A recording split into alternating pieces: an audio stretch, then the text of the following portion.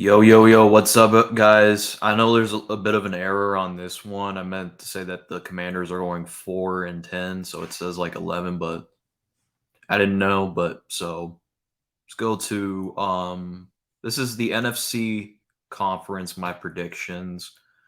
Before we begin with this video, I want to remind everybody to hit the subscribe button and leave a do you agree or do you disagree with my predictions?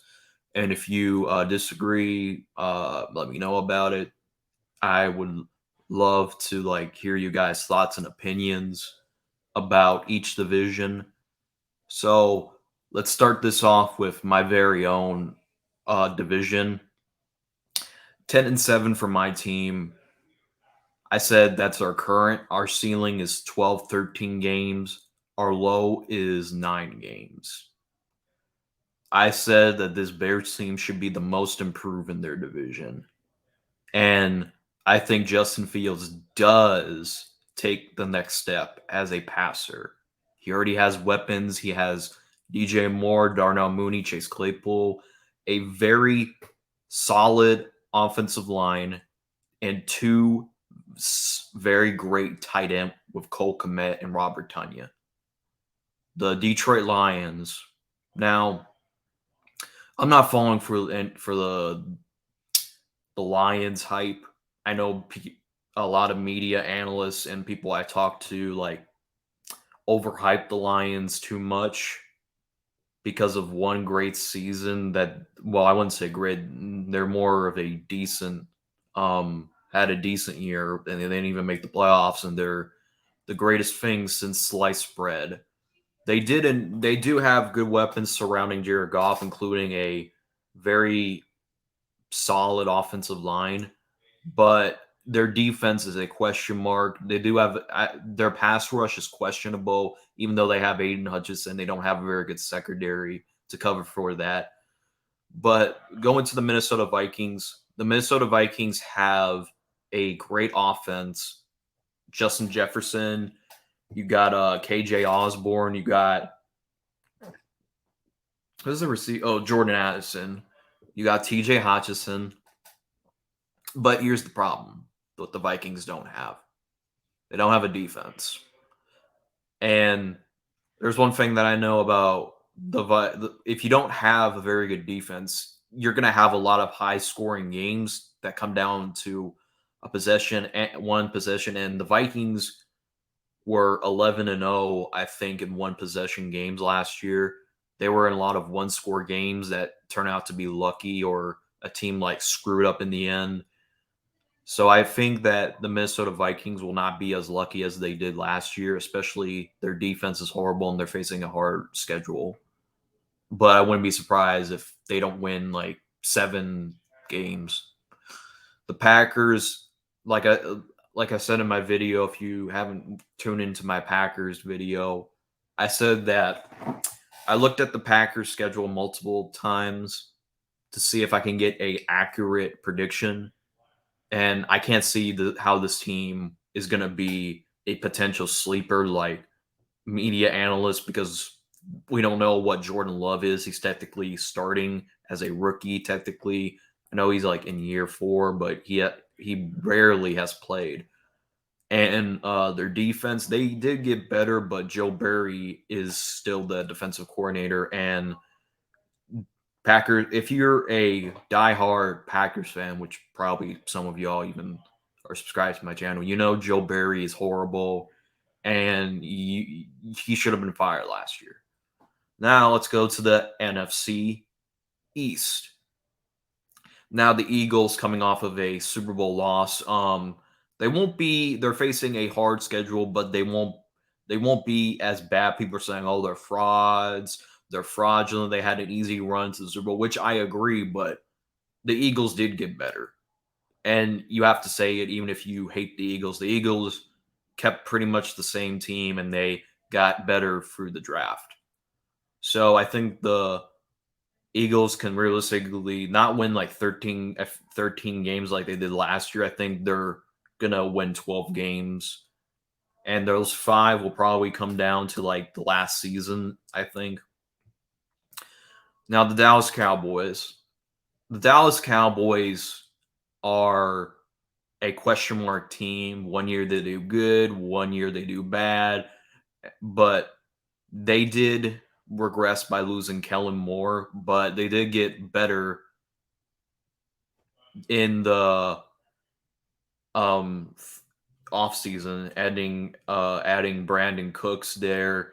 You got Michael Gallup, you got CD Lamb, you got Tony Pollen, you got a offensive line is a question mark, but Dak Prescott led the league in interceptions, but it's going to really depend how the Cowboys defense can clutch up for the Cowboys.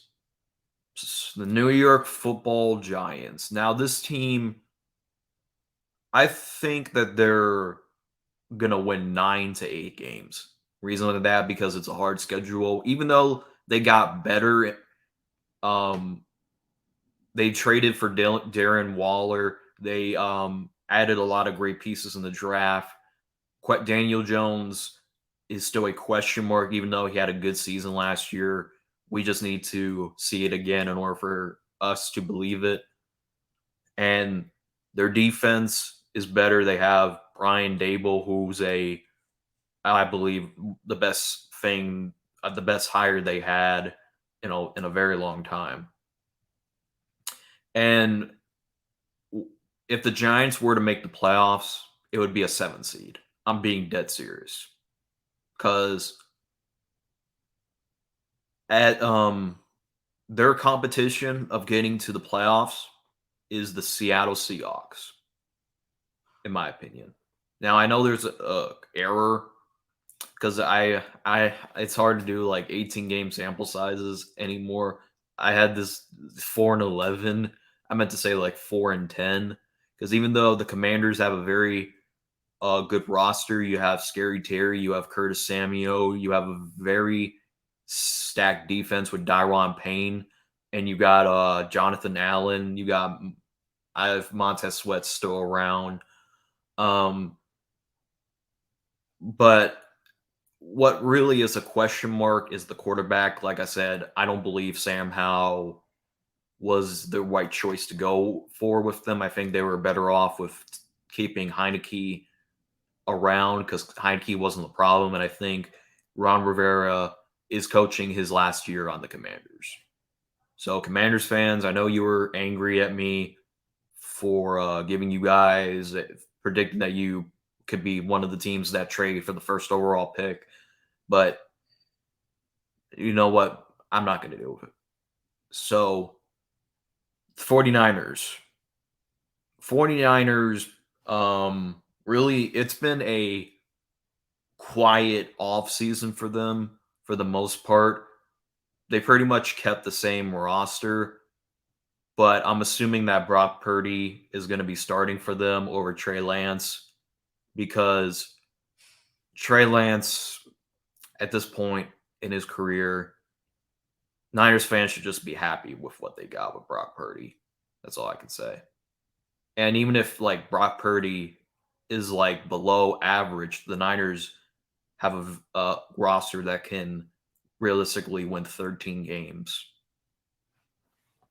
Now, the Seattle Seahawks. Now, Geno last year was great. No ifs, ands, or buts about it. Geno was proving that the Seahawks didn't need to take a quarterback.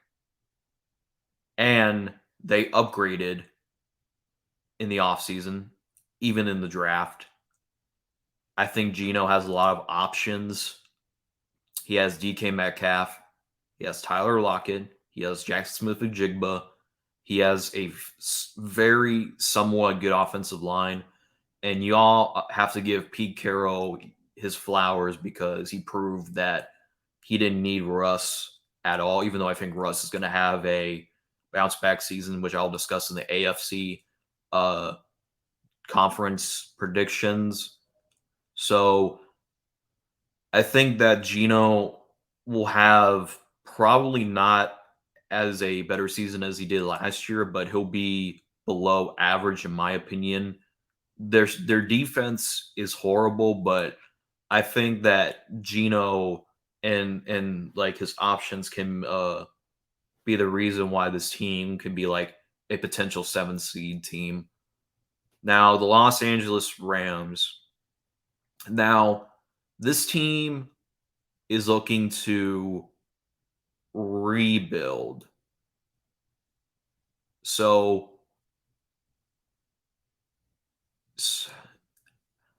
and pretty much they traded Jalen Ramsey over to the Dolphins. They released Leonard Floyd.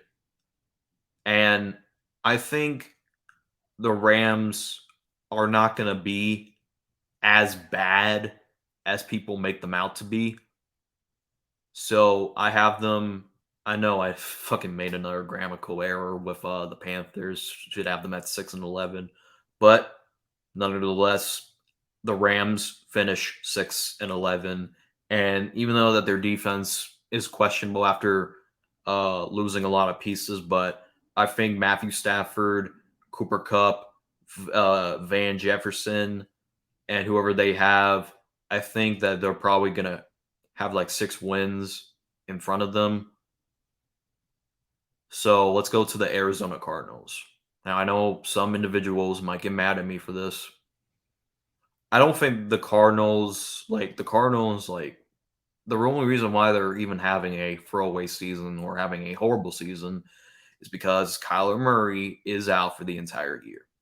Well, not the entire year. I don't know why I said that. He's out for most of that year. And the Cardinals didn't get better. They released Hopkins. They pretty much got rid of everybody, pretty much after like cleaning up house. And they have a new head coach, which I'm still scratching my head why they got Jonathan Gannon. But they did get some pieces in the draft. Paris Johnson is, in my opinion, one of the best offensive linemen in the draft. I really wish we would have had it, but I'm fine with Darnell White.